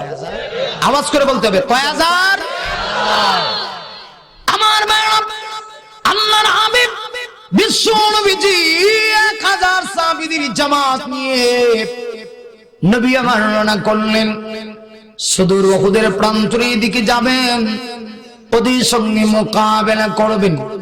ইমাম বুখারী লেখে, নবী যখন রওনা করেছে ওই 1000-এর ভিতরে 300 জন ছিল মুনাফিক। কি? এরা কিন্তু ইসলামের জঘন্যতম দুশমন। এই মুনাফিকদেরকে নিয়ে 1000-এর ভিতরে 300 জন মুনাফিক আছে। রাসূল রওনা করছে, রাস্তার মিডল পয়েন্টে যখন গেছে, এমনিতেই মুসলমানদের আবার চরম এবং পরম পর্যায়ে দুইটা দুশমন দল, একটার নাম ইহুদি আর একটার নাম হলো খ্রিস্টান। কথা কথা আর জোরে বলেন। আমার বলা না, আল্লাহ কোরআনে বলছে। আল্লাহ কোরআনে কইছে, ইয়া আইয়ুহাল্লাযীনা আমানু লা তাত্তাখিযুল ইয়াহুদা ওয়ান নাসারা আউলিয়া। আল্লাহ কয়, ইহুদি নাসারাদের সঙ্গে তোমাদের কখনোই মুমিনদের বন্ধুত্ব হতে পারে না। এই ইহুদি এবং খ্রিস্টানেরা মুনাফিকদের কানে যেন কি একটু প্রবচনা ঢুকাই দিছে। সিলেটি ভাষায় যেটা রাখো খানাখানি, বাবা খানাখানি করছুন বাতায়, মানে কিতা কয়া লাইছে অন্যের লাগে, আপনারা বাসায় কিতা কয়া লাইছে আর কি।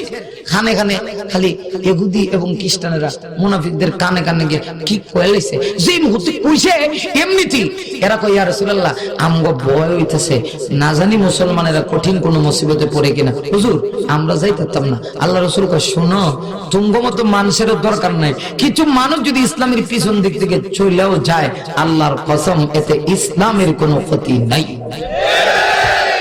আমরা সবাই যদি ইসলাম বাদ দিলে আল্লাহ ত্যাগ করে দিছে, খুব আমি ইসলাম না বললে আল্লাহ আল্লাহ সমস্যা।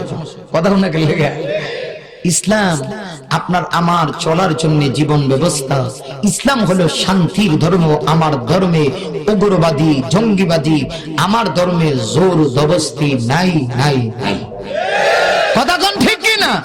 ইসলাম হলো চিরদিনের শান্তি সুখের নিশানা, ইসলাম ছাড়া অন্য সবই জাহান্নামের ঠিকানা, ইসলাম ছাড়া অন্য সবই জাহান্নামের ঠিকানা। ঠিক না বলেন? ইসলাম হলো চিরদিনের শান্তি সুখের নিশানা, ইসলাম ছাড়া অন্য সবই জাহান্নামের ঠিকানা, ইসলাম ছাড়া অন্য সবই জাহান্নামের ঠিকানা, ইসলাম হলো চিরদিনের শান্তি সুখের নিশানা, ইসলাম ছাড়া অন্য সবই জাহান্নামের ঠিকানা। ঠিক না? কেউ বা করে গণতন্ত্র, কেউ বা আবার রাজতন্ত্র। দেখেন, আমি কারো পক্ষে বিপক্ষে কইতেছি না, ডাইরেক্ট মাঝখানে আছি। এই জন্য আপনারা আমার দোষ পাচ্ছেন না। আমি কোন দলের পক্ষেও না বিপক্ষে না, ডাইরেক্ট কোরআন হাদিসের পক্ষে। ঠিক কিনা জোরে বলেন? কেউ বা করে গণতন্ত্র, কেউ বা আবার রাজতন্ত্র, সবকিছু পেট পোজারি বন্ডামি আর বাহানা। আর আস্তে জোরে গান। কেউ বা করে গণতন্ত্র, কেউ বা করে রাজতন্ত্র, কেউ বা করে গণতন্ত্র, কেউ বা করে রাজতন্ত্র, সবকিছু পেটে পূজারি বন্ডামি আর বাহানা, ইসলাম ছাড়া অন্য সবই জাহান্নামের ঠিকানা। ভাই বলেন, ইসলাম ছাড়া অন্য সবই জাহান্নামের ঠিকানা, ইসলাম হলো চিরদিনের শান্তি সুখের নিশানা, ইসলাম ছাড়া অন্য সবই জাহান্নামের ঠিকানা, ইসলাম ছাড়া অন্য সবই জাহান্নামের ঠিকানা। ঠিক না? আমার ইসলামে জোর জবরদস্তি না, এই ধর্ম আমরা পাই নাই। তোমরা পিছনে যাও, তোমার পিছিয়ে থাকো, তোমার দরকার নাই, আমার খাঁটি দরকার। কথা কও ঠিক না? 2 নম্বরের দরকার নেই, খাঁটি দরকার দরকার। কথা কোন ঠিক না? এখন সংখ্যা কত হইলো? 1000 থেকে 300 গেলে হিসাবও জানে না। 1000 থেকে 300 গেলে 700 জন ইমানদার বীর পলোয়ান সাহাবীদেরকে নিয়ে আল্লাহ রাসূল সুদূর উহুদ প্রান্তর পর্যন্ত পৌঁছে গেলেন। আর জোরে কর এবার গভীর মনোযোগ, এদিক সেদিক তাকানো যাবে না, গভীর মনোযোগ দিয়ে দিলের কান দিয়ে শুনেন। 700 জন ইমানদার সাহাবীদেরকে নিয়ে আল্লাহ রাসূল উহুদ প্রান্তরে গেলেন। সেই দিন আমার নবী হলেন যুদ্ধের ময়দানে সেনাপতি। আল্লাহু আকবার। কিছু লোক আছে নাম করা হুজুর আপনাদের কাছ তো মসজিদে কথা কন না কেন হয়নি হুজুর আপনাদের কাছে দেখেন। আমি জীবনে অনেক মসজিদ পাল্লাইছি, একমাত্র আমার দোষ হইলো হক কথা বলা, একমাত্র আমার দোষ। এইবার যে মসজিদে ঢাকায় ঢুকছে এটা ক্লিয়ার কথা ভাই, শর্ত নেন কোরআন হাদিস যা আছে সব কম, এতে আপনার উপরে পড়লেও আমার করার কিছু নাই, শর্ত মানলে আসি না মানলে নাই। কথা কন না কেন কি তিয়াত্তরে লইছি 2-4টা খতিবের বেতন কি আল্লাহ আমাদের দেওয়ার মতো যোগ্যতা দিছে না? কথা কন না কেন লাগে চলে হক কথা কম লাগবো, কিছু মানুষ এটি পছন্দ করে না, ঠিক কিনা? এতে বোঝা যায় আল্লাহ রাসূল শুধু খালি মসজিদের ইমামতি করতে না, নবীজি যুদ্ধের ময়দানে সেনাপতিও ছিল। আমার রাসূল লাস্ট চালাইছে। আল্লাহু আকবার। আল্লাহর হাবিব বিশ্ব নবী সুদূর উহুদের ময়দানে গেলেন। নবীজি গিয়া সেই দিন সেনাপতির দায়িত্ব পালন করবেন। নবীজির মাথায় লোহার টুপি, লোহার হেলমেট। আল্লাহ নবীজি সেই দিন লোহার টুপি পরিধান করে 700 জন ইমানদার সাহাবীদেরকে আল্লাহ নবী ডাকলেন। ডেকে এনে ওদের ভিতর থেকে 50 জন সাহাবীকে আল্লাহ রাসূল আলাদা করলেন, পৃথক করলেন। 650 জন সাহাবীকে নবীজি উহুদের প্রাণ পারদেশে কে কোথায় থেকে বেঈমান কাফেরদের মোকাবেলা করবে আল্লাহর রাসূল তাদেরকে দায়িত্ব দিলেন। এবার 50 জন তীরন্দাজ সাহাবীকে আল্লাহর রাসূল নির্বাচিত করলেন যারা তীর ধনুক চালাইতে পারে। নবী আমার ওদেরকে নির্বাচিত করে বললেন, শোনো আজকের উহুদের ময়দানে তোমাদের ভূমিকা হবে সবচেয়ে বেশি। শোনো উহুদের পাহাড়টা পিছনের দিক থেকে উহুদের পাহাড়ের পারদেশে রুমা পাহাড়ের চূড়ায় তোমরা দায়িত্ব পালন করবা। রাসূল আমার থেকে বলছেন, শুনো মুসলমানদের জয় হোক আর পরাজয় হোক, তোমরা কিন্তু ওই স্থানে দাঁড়ায় থাকবা, জয় হইলেও থাকবা পরাজয় হইলেও থাকবা। নবী আমার ওদের ভিতর থেকে একজনকে আমির বানিয়ে দিলেন। ওনার নাম ছিল আব্দুল্লাহ বিন সুবায়ের। তাকে আমির বানিয়ে রাসূল রুমা পাহাড়ের চূড়ায় দাঁড় করিয়ে দিলেন। কিছুক্ষণের ভিতরেই বীর বিক্রমের মতো যুদ্ধের ময়দানে মোকাবেলা আরম্ভ হয়ে গেল। আমার লক্ষ্য করে দেখুন মুসলমানেরা বীর বিক্রমের মতো ঝাঁপিয়ে পড়ল বাতিলের গায়ে। অল্প কিছু সময়ের ভিতরে বাতিল শক্তি মুসলমানদেরকে ভয় পাইয়া মাঠ ছেড়ে পলায়ন করলো। মাল সামনে রেখে গেল। মুসলমানদের বিজয়ের আনন্দে মুসলমানেরা আত্মহারা হয়ে গেল। কাফেররা চাইতে আছে। ঠিক এমন সময় ওদের ভিতর থেকে একজন ছিল আল্লাহর নবীর সাহাবী। তখনও তিনি ইসলাম গ্রহণ করেন নাই। কিতাবের ভিতরে আছে ওই সাহাবীর নাম হযরত খালিদ বিন ওয়ালিদ রাদিয়াল্লাহু তাআলা আনহু। খালিদ বিন ওয়ালিদ তিনি তখন মুসলমান হন নাই, কাফেরদের দলভুক্ত ছিলেন। খালিদ বিন ওয়ালিদ তিনি তেমন সাহাবী, ইসলাম ধর্ম গ্রহণের পরেও তার বিরুদ্ধতা ছিল। ইসলাম ধর্ম গ্রহণ করার পরেও তার বিরুদ্ধতা আরো বেশি প্রকাশ পেয়েছে। যেরকম আল্লাহু আকবার। তিনি তখন মুসলমান হন নাই। বেদিনেরা কাফেরদের সঙ্গে তিনি যাইতেছিলেন। ইসলাম আর দিন তার মাথায় ঢোকে নাই। কিছুক্ষণ যাওয়ার পরে খালিদ বিন ওয়ালিদ তার সঙ্গপঙ্গদেরকে বলেন, ও ভাইরা, পরাজিত হয়ে আজকে আমরা মায়ের খায়া মাঠ ছেড়ে চাইতে আসি। আমার কাছে ভালো লাগে না। তোমাদের ভিতরে কি কেউ আছে? থাকলে চলো পুনরায় মুসলমানদের উপরে আমরা অতর্কিত ভাবে হামলা চালাবো। আমার মনে হয় তাহলে আমরা মুসলমানদেরকে পরাজিত করতে মানব। এই দিকটা লক্ষ্য করে দেখুন মুসলমানেরা বিজয়ের আনন্দে আত্মহারা। মাটি ময়দানে যারা ছিল সকলে গনিমতের মাল নিয়ে ব্যস্ত হয়ে পড়েছে। ঠিক এমনই সময়ে ওই যে রুমা পাহাড়ের চূড়ায় নবী আমার 50 জন তীরন্দাজ সাহাবীকে দান করিয়েছিলেন। ওই 50 জন তীরন্দাজ সাহাবীর কানে খবর চলে গেল মুসলমানদের বিজয় হয়ে গেছে। এই খবর পাওয়া মাত্রই ওরা আব্দুল্লাহ বিন সুবাইর আমিরকে ডেকে বলে, শুনেন, আমাদেরকে অনুমতি দেন, আমরা যুদ্ধের ময়দানে চলে যেতে চাই। গনিমতের মালের ব্যাপারে আমরা কেন পিছনে থাকবো? আব্দুল্লাহ বিন সুবাইর বলেন, শুনো, রাসূল বলেছেন জয় হোক আর পরাজয় হোক, তোমরা সামনে যেতে পারবা না, বিজয় হইলেও স্থানে থাকতে হবে। এমনিতে তারা বলে বিজয় জিত হয়ে গেছে, তাহলে আর দাঁড়াতে গেলাম কি? আমরা গনিমতের মাল অর্জন করতে চাই। আব্দুল্লাহ বিন জুবাইরের কথা উপেক্ষা করে তারা উহুদের পাদদেশে প্রবেশ করে ফেলল। আমার ভাইরা লক্ষ্য করে দেখুন, ঠিক এমন সময় দেখা যায় অবস্থা এমন হয়েছে, ওই যে রুমা পাহাড়ের চূড়া পরিত্যাগ করে ওরা মাটি ঢুকেছে গনিমতের মাল অর্জন করার জন্য।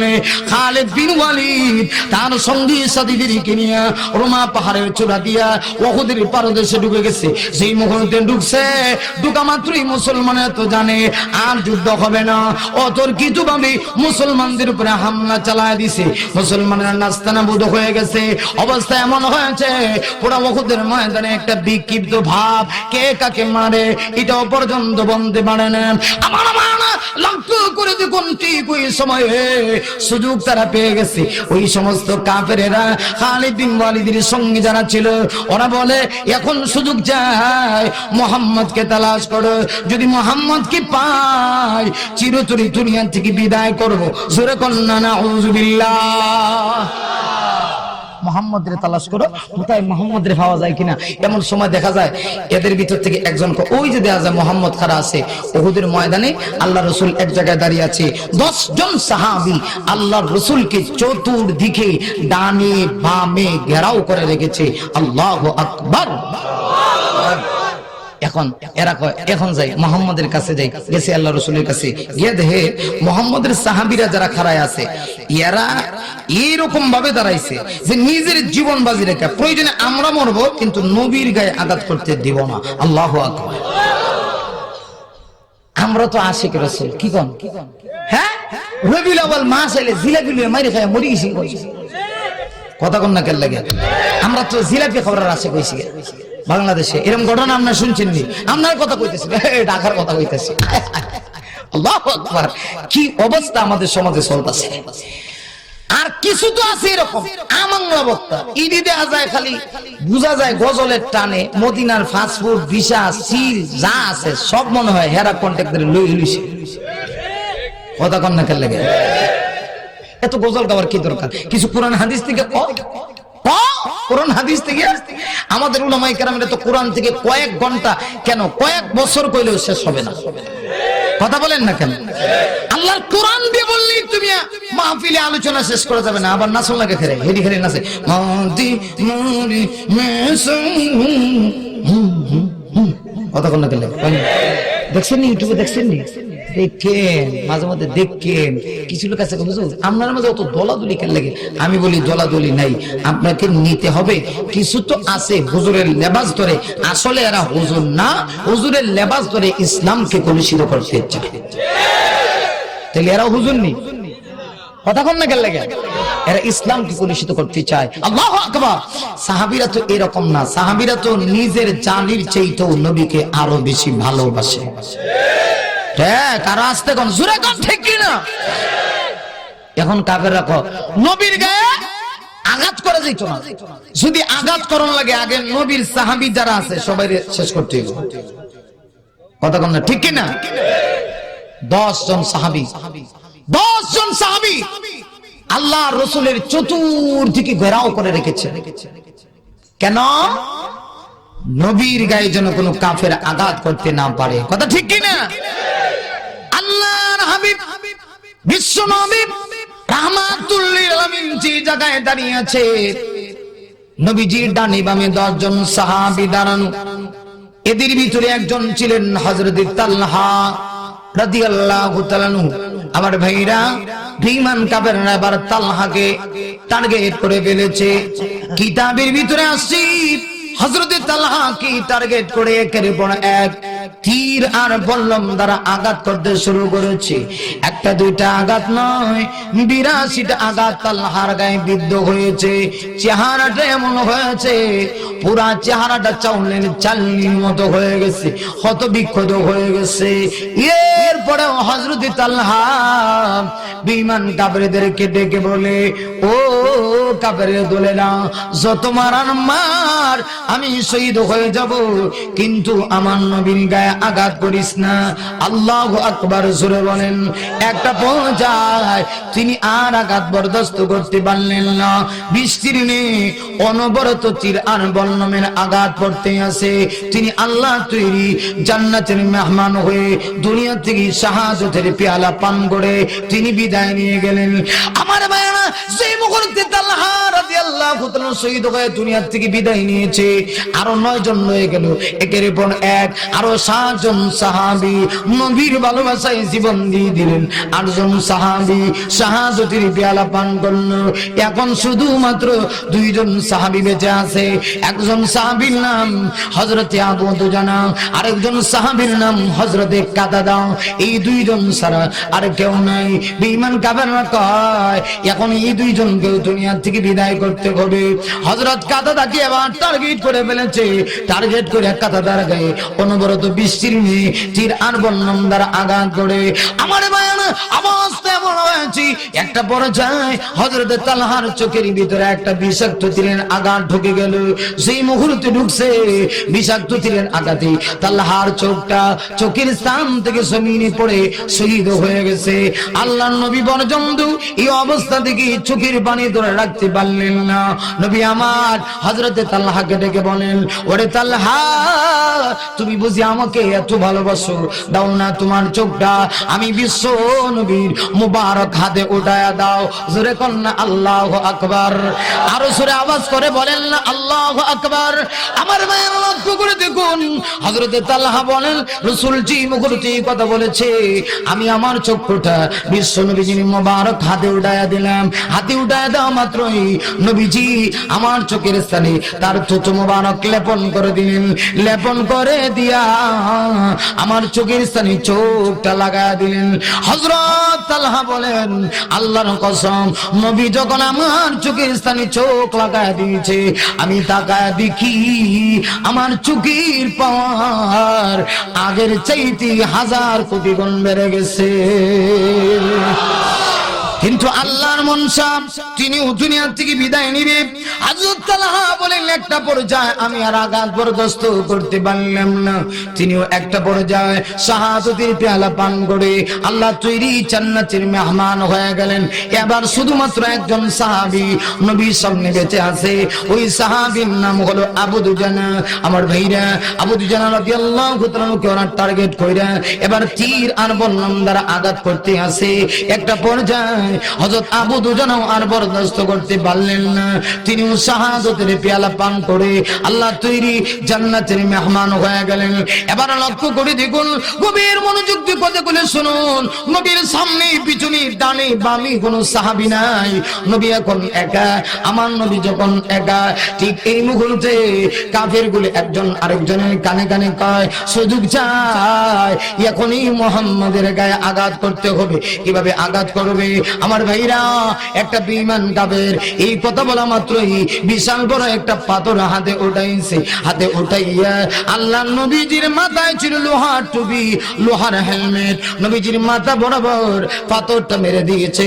যেই মুহূর্তে মারছে, আল্লাহর নবীজির লোহার টুপিটা পেটে 2 টুকরা হইয়া লোহার একটা অংশ রাসূলের কপালে বিদ্ধ হয়ে গেছে। আর একটা বেঈমান কাফের আমার মায়ানা সুযোগ পায়া আবার বিশাল বড় একটা পাথর উঠাইছে। পাথর উঠাইয়া পুনরায় নবীজির মাথা বরাবর মেরে দিল। পাথরটা পরে পরে পরে নবীজির চেহারা আরেকটা লোহা বিদ্ধ হয়ে গেল। আরেকটা বেঈমান কাফের বিশাল বড় একটা পাথর উঠাইয়া নবীজির মাথায় মেরে দিল। যেই মুহূর্তে মারছে, পাথরটা পরে পরে পরে আল্লাহর নবীজির 2টা দান মোবারক শহীদ হয়ে গেছে। একই জায়গায় 3টা ইনজুরি। নবী আমার আর বরদাস্ত করতে পারেন না। আল্লাহর হাবিব বেহুশ হয়ে গর্তে পড়ে রইলেন। ইমাম বুখারী লেখে তখন রিওয়ায়াতে এসেছে, রিওয়ায়াত দুইটা, একটা হলো শয়তান মুনাফিকের সুরত ধারণ করে পুরা উহুদের ময়দানে খবর পৌঁছা দিয়েছে, ও মুসলমানেরা শোনো, কাদ কুতিলা মুহাম্মদ সাল্লাল্লাহু আলাইহি ওয়াসাল্লাম। মুসলমানেরা শোনো, আর যুদ্ধ করে কোনো লাভ নাই। শুনেছি আল্লাহ নবী দুনিয়া থেকে বিদায় নিয়েছে। যে মুহূর্তে এই খবর পৌঁছা দিয়েছে পুরা উহুদের ময়দানে একটা কান্নার নুন পড়ে গেছে। নবী নাই, এই জমিনে আমরা থেকে কি করব? সাহাবীরা যেন ভেঙ্গে পড়েছে। হযরত ওমরের মতো সাহাবী হাতে তরবারি উঠাইয়া ঘোষণা করে দে, যদি কেউ এই কথা বলবা আমার নবী নাই, আল্লাহর কসম আমার তরবারির নিচে তোমার কল্লাটা চলে যাবে। আল্লাহু আকবার। আরো জোরে এমনকি হযরত আলীর তো অবস্থা এমন হয়েছে, আলী রাদিয়াল্লাহু তাআলা পাগল পারা হয়ে গেছেন। আল্লাহর নবীকে যেন তালাশ করে পাওয়া যাচ্ছে না, রাসূল কোথায়, আল্লাহর রাসূলকে তালাশ করে পাচ্ছেন না। হযরত আলী বলতেছেন একটা পর্যায়ে আমি গিয়ে দেখি হঠাৎ করে আমার নজরে পড়েছে বিশ্বনবীজি রাহমাতুল লিল আলামিন একটা গর্তে পড়ে আছেন। একটু কাছে গেলাম, গিয়ে দেখি রাসূলের চেহারায় তিনটা ইনজুরি, তিনটা আঘাত, কপালে লোহাবিদ্ধ, চেহারায় লোহাবিদ্ধ, ওই দিকে দুইটা দান মোবারক শহীদ হয়ে ফুসরিঙ্গি দিয়ে রক্ত বের হয়। কি যে অবস্থা! আলী বলেন একটু পরে দেখি নবীজির একটু হুঁশ ফিরে আসলো। যখন ফিরে এসেছে হযরত আলী বলেন আমি তখন আল্লাহ রাসূলের কাছে গেলাম, নবীজি মুখ মোবারকটা এনে আমার কানে কানে বলতেছেন, আলী মন ঘাবড়ায়ো না, খবর পৌঁছায় দাও আমি এখনো দুনিয়াতে বেঁচে আছি। তুমি জেনে রাখো এই উহুদ পাহাড়ের পারদেশ পর্যন্ত যেহেতু আমার রক্ত গড়ায় পড়েছে, এই জমিনে ইসলামী বিপ্লব কায়েম হবে, আল্লাহর কসম এতে কোনো সন্দেহ। হযরত আলী বলেন সাহাবীরা ভেঙ্গে পড়বা না, আল্লাহ রাসূল বেঁচে আছে। যেই মুহূর্তে এই খবরটা সাহাবীদের কানে গেছে, কিতাবে আসছে সাহাবীরা বলেন আমরা যেন নতুন একটা জীবন উপহার পাইছি। আরো আস্তে করে কোন সুবহানাল্লাহ, আমরা যেন নতুন একটা জীবন উপহার পেয়েছি। এই দিকের অবস্থাটা দেখেন, রাসূল দুনিয়াতে বেঁচে আছে, এই খবর পাওয়া মাত্রই দৌড়ে এসেছে হযরত আবু বকর সিদ্দিক রাদিয়াল্লাহু তাআলা আনহু। আমার ভাইরা, আবু বকর সিদ্দিক রাদিয়াল্লাহু তাআলা আনহু আল্লাহর নবীজির কাছে আসলেন। কাছে এসে আল্লাহর রাসূলের চেহারা দিকে একটু তাকালেন, তাকাইতেছেন, আমার দিকে তাকান, এই হুজুর আসলে তো দেখবেনই, ওনারা তো এখানেই নিয়ে আসা হবে, এইজন্য আমাকে একটু সময় দেন, উনি আসা পর্যন্ত আমি কথা বলি, এরপর আমি চলে যাই। আপনাদের অসুবিধা হচ্ছে নাকি? আমার ভাইরা, হযরত আবু বকর সিদ্দিক রাদিয়াল্লাহু তাআলা বলেন এই অবস্থায় আল্লাহর হাবিব সাল্লাল্লাহু আলাইহি ওয়াসাল্লাম যখন দুনিয়াতে বেঁচে আছেন, এই খবরটা যখন আমরা পেয়েছি নবীজির কাছে গেলাম, দৌড়ে গেলাম, জি আল্লাহ রাসূলের চেহারা দিকে তাকাইলাম। আবু বকর সিদ্দিক বলেন তাকিয়ে দেখি রাসূলের কপাল থেকে ফুসরিঙ্গি দিয়ে রক্ত বের হচ্ছে, চেহারা মুবারক থেকে ফুসরিঙ্গি দিয়ে রক্ত বের হয়, দুইটা দান মুবারক শহীদ হয়েছে, নবীজির ওই দিক থেকে রক্ত পড়তেছে। আবু বকর বলেন এখন যদি রক্ত পড়া বন্ধ না করা যায়, নবীজি রক্ত শূন্য হয়ে হয়তোবা দুনিয়া থেকে বিদায় নেবেন। অতএব রক্ত পড়া কিভাবে বন্ধ করা যায় আমি দাঁড়িয়ে দাঁড়িয়ে টার্গেট করতেছিলাম। ঠিক এমন সময় আবু বকর সিদ্দিক বলেন আমি তাকায় দেখি পিছন দিক থেকে কে যেন একটা আওয়াজ দিতেছে, আওয়াজ দিয়ে বলতেছে, এ আবু বকর, আল্লাহর রাসূলের চেহারা মুবারকে যেইভাবে লোহার অংশ বিদ্ধ হয়েছে, কপালে যেইভাবে লোহার অংশ বিদ্ধ হয়েছে, দুইটা দান মুবারক শহীদ হয়ে যেইভাবে রক্ত পড়তেছে, এই রক্ত পড়া যদি বন্ধ করতে হয় এ দায়িত্ব আর কাউকে দিলে হবে না, দায়িত্বটা দিতে হবে আমি আবু উবাইদা ইবনুল জাররাহকে। আল্লাহু আকবার জোরে বলেন, আরো জোরে বলেন আল্লাহু আকবার। আমার ভাইরা যেই মুহূর্তে এই কথা বলেছেন আবু বকর সিদ্দিক বলেন আমি স্থান পরিত্যাগ করলাম, আমি স্থান পরিত্যাগ করে আমার ভাই আবু উবাইদা ইবনুল জাররাহকে আসতে দিলাম। আবু উবাইদা ইবনুল জাররাহ আল্লাহ রাসূলের সামনে আসলেন, এসে দেখেন এই নুরানি চেহারা, এত সুন্দর চেহারা আল্লাহ আর কাউকে দেয় নাই। কথা ঠিক না বেঠিক জোরে বলেন? এত সুন্দর মায়াবী চেহারা, নুরানি চেহারা আল্লাহ রাব্বুল আলামিন আর কাউকে দেয় নাই। আবু বকর সিদ্দিক আবু উবাইদা ইবনুল জাররাহ আল্লাহ রাসূলের সামনে এসে বলেন এত সুন্দর চেহারায় টাচ পড়ে গেছে, তিনটা ইনজুরি, কপালে লোহা বিদ্ধ আর চেহারায় লোহা বিদ্ধ, দুইটা দান মোবারক শহীদ হয়ে রক্ত পড়তেছে, এখন আমি কি করতে পারি? আবু উবাইদা ইবনুল জাররাহ বলেন তখন আমি মনে মনে চিন্তা করলাম যে কোনো অবস্থায় হোক আমি আল্লাহর রাসূলের কপাল থেকে লোহার অংশটা বের করতে হবে। বের করব কিভাবে? আমার ভাইরা জি হুজুর চলে আসছেন আলহামদুলিল্লাহ। বাংলাদেশের এক অহংকার আন্তর্জাতিক খ্যাতি সম্পন্ন মুফাসসির কোরআন আল্লামা জুবায়ের আহমদ আনসারী তাকবীর দেন, নারে তাকবীর। 2 মিনিট খালি কথাটা শর্ট করে ইনশাআল্লাহ আমি হযরতকে দিয়ে দিচ্ছি। হুজুর তো অনেক ব্যস্ত মানুষ, আমরা দোয়া করছি বারাকাল্লাহু ফি হায়াতি, আল্লাহ যেন হযরতের হায়াতে বরকত দান করেন, সবাই বলি আমিন। পরিশেষে একটা কথা বলি আমার আলোচনা শেষ দিকে নিচ্ছি, কারণ আমি এমন একটা জায়গায় আছি, এদিকে না সেদিকেও না, তারপর আমি বেয়াদবি করতে চাই না। এমন মানুষকে বসায় রাখা আমাদের জন্য হারাম, কথা বলেন ঠিক কি না? শুধু এই কথাটা একটু শুনেন। আবু উবাইদা ইবনুল জাররাহ বলেন, আমি টার্গেট করলাম যে আল্লাহর রাসূলের চেহারা দিকে তাকিয়ে কপাল থেকে লোহার অংশ কিভাবে বের করব। বারবার যদি আঘাত করি নবীজি বারবার কষ্ট পাবেন, আমি সেটা বরদাস্ত করতে পারবো না। তাই আমি চিন্তা করলাম, মনে মনে কল্পনা করলাম, আমার সামনের সমস্ত দাঁতগুলি আমি একত্রিত করে এমন সজোরে নবীজির কপাল মোবারকের কাছে গিয়ে লোহার অংশে একটা টান দেব, দ্বিতীয়বার যেন আর টান দিতে হয় না। প্রয়োজনে আমার দাঁতগুলি শহীদ হয়ে জমিনে পড়ে যাবে, এরপরেও যেন কপাল থেকে লোহার অংশ বের হয়। আবু উবাইদা বলেন, আমি তাই করলাম। আমার সর্বশক্তি প্রয়োগ করে আমি বিশ্ব নবীজির কপাল মোবারকের কাছে গিয়া এমন সজোরে একটা টান দিলাম, টানের প্রভাবে মুহূর্তের ভিতরে আল্লাহর রাসূলের কপাল থেকে লোহার অংশ বের হয়ে গেল। আর টানের আঘাতের কারণে আমার দাঁতগুলি জমিনে পড়ে শহীদ হয়ে গেল। আল্লাহর রাসূল অবস্থা দেখে বলেন, আবু উবাইদা তুমি বুঝি আমাকে এত ভালোবাসো? আল্লাহু আকবার। আমার ভাইরা এই পর্যন্ত রেখে দিলাম, যদি অদূর ভবিষ্যতে আল্লাহ তাআলা সুযোগ দেয় হয়তোবা পরের কথাগুলি শেষ করার চেষ্টা করব। আর আমি আপনাদের ধৈর্যের ভাত ভাঙতে চাই না। আপনাদের সামনে যিনি এসেছেন প্রশংসা করে ওনার আমার মনে হয় শেষ করা যাবে না, কলম দিয়ে লেখা শেষ হবে না, এমন একজন মহামানব। দোয়া করছি আল্লাহ পাক এই হকের বাতিকে, ইসলামের বাতিকে, বিশ্বনন্দিত এই মুফাসসিরকে, এদেশের হাজার ওলামায়ে কেরামের নয়নমণি, বাংলার আলেম ওলামাদের নয়নমণি, কোটি মানুষের হৃদয়ের স্পন্দন আল্লামা হযরত জুবায়ের আহমদ আনসারী সাহেব হুজুরকে আল্লাহ যেন হায়াত দান করেন এবং ওনার আলোচনা শুনে আপনারা যাবেন, এই আশাবাদ ব্যক্ত করে আমি আমার সংক্ষিপ্ত আলোচনা এখানেই শেষ করলাম। দোয়া চাই। ওয়া আখিরু দাওয়ানা আলহামদুলিল্লাহি রাব্বিল আলামিন। আসসালামু আলাইকুম ওয়া রাহমাতুল্লাহি ওয়া বারাকাতুহু।